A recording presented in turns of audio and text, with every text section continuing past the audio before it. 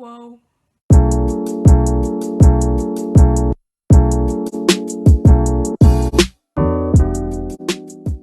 So we've been in quarantine for about 37 days now, and I've literally done nothing but watch K-dramas, occasionally listen to K-pop, play ML, go on YouTube. Then after like a few hours of YouTube, I go to the fridge because I want food, but then I realize I see nothing in the fridge, so I go back to YouTube, and then I realize I actually am hungry, go back to the fridge, wait a minute, there's no food in the fridge, and so forth. But right now, I was thinking, I want to make clothes.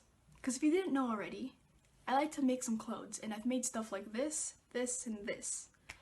And the thing is, Fabric Land is closed, so I can't really buy fabric. However, I can turn these Costco boys into fancy boys, because I am the fashion designer.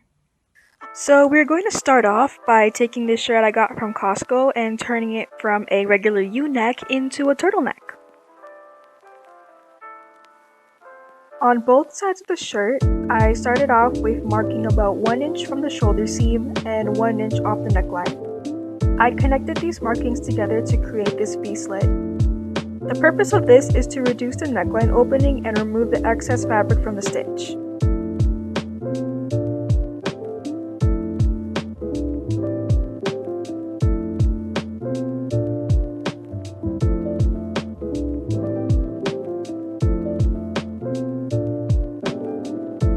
Making sure everything was aligned properly, I pinned the edges of the cut using a straight pin and sew the edges together like so.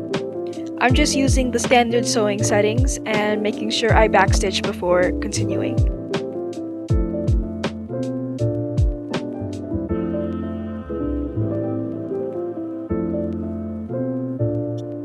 To create the fabric of my turtleneck, I marked about 3 inches from the bottom of the shirt and trimmed the strip off.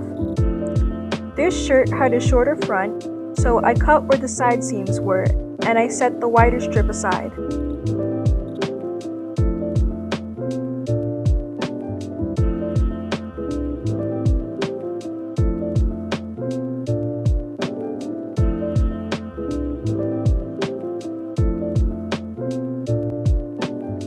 I then took the wider half of that strip and pinned it onto our altered neckline. Starting at the back of the shirt, I eventually finished pinning the entire turtleneck, which ended up looking like this. I then went to sew the strip onto the neckline, and I also sewed the strip together to close the turtleneck. Always make sure to have the ends of the turtleneck on the back of your shirt because we are not sloppy. Repeat after me. We are not sloppy. For the hem of the shirt, I double folded it by 1/2 inch to keep the raw edge inside the fold. My fabric is very stretchy, so you need to make sure to iron the hem to flatten the wavy stitch.